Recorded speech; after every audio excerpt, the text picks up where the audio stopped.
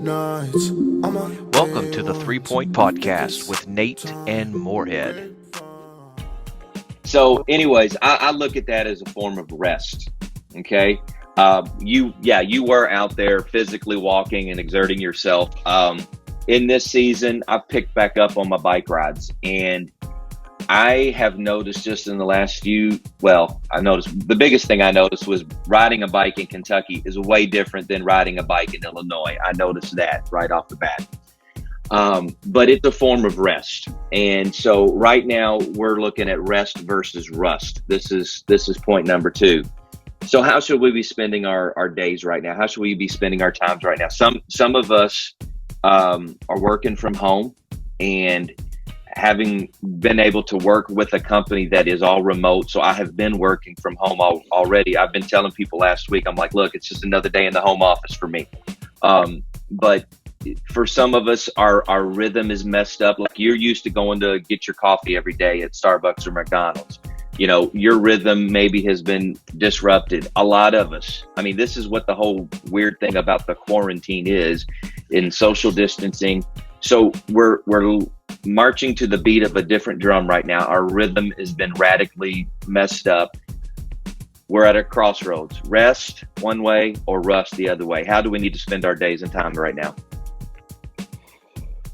You know, I have been praying constantly, Lord, help me to use this time wisely. Yeah. And it is a different time.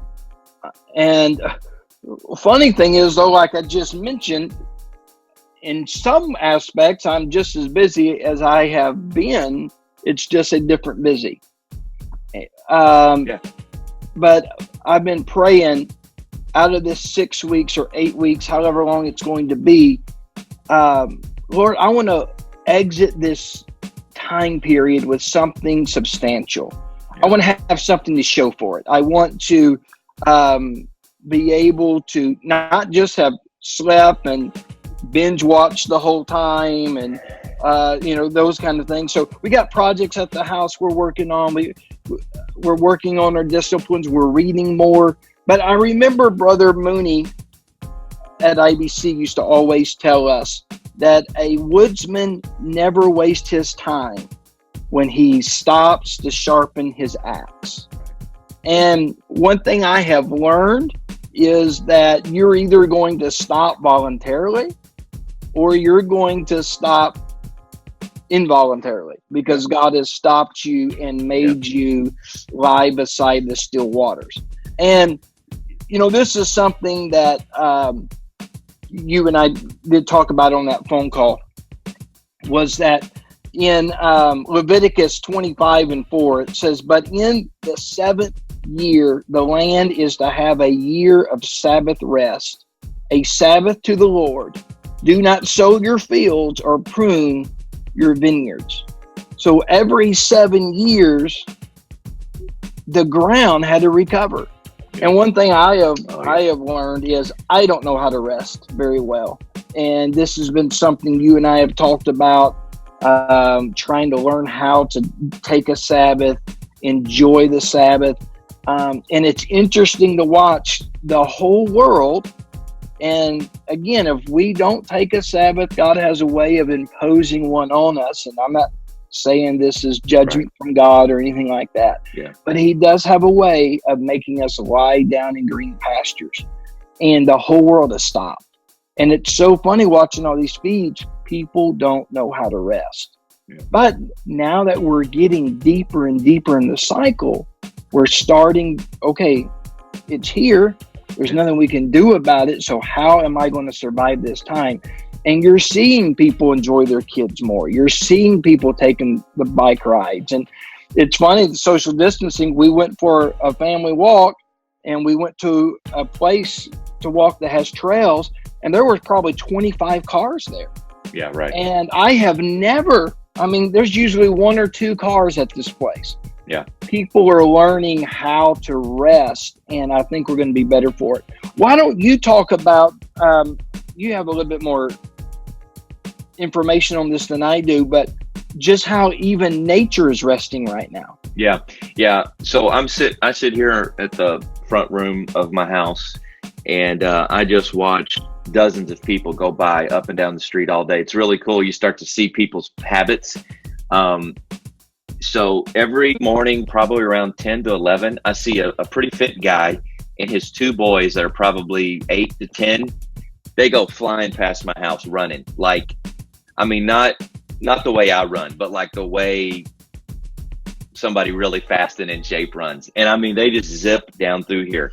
I've noticed that. And I'm obviously, I love to chat. And so yesterday I was right in the middle of work, and I saw a guy and his wife and baby walk down the street. They were much slower.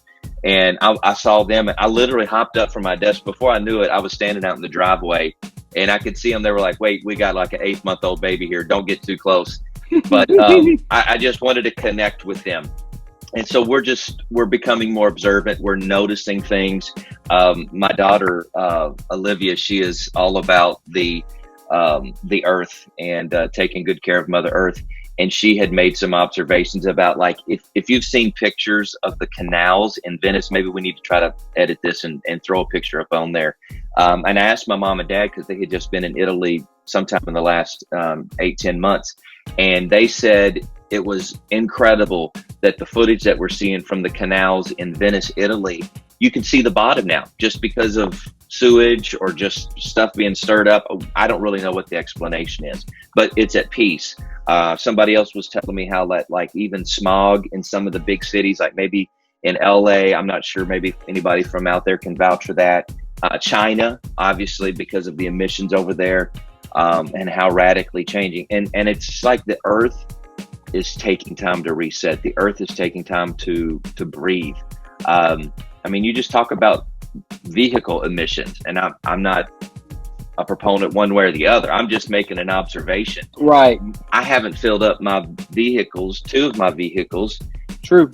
with gas in going on 3 to 4 weeks, you know? So it's a strange time. And we are seeing, I don't know, man. I mean, wouldn't it be something if this became a trend to just take a 2-week break, every year, and just shut down everything that's not essential? Of course, our definitions of essential are interesting to me at times. But, I although I do miss interaction, this time period has really slowed down for a lot of us. And normally, at 5 o'clock when I get off of work, I bust out the door, heading out to do something. And I don't get to do that right now. Right.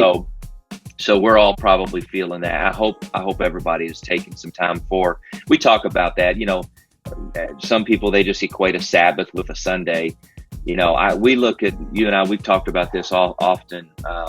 When are we taking our Sabbath?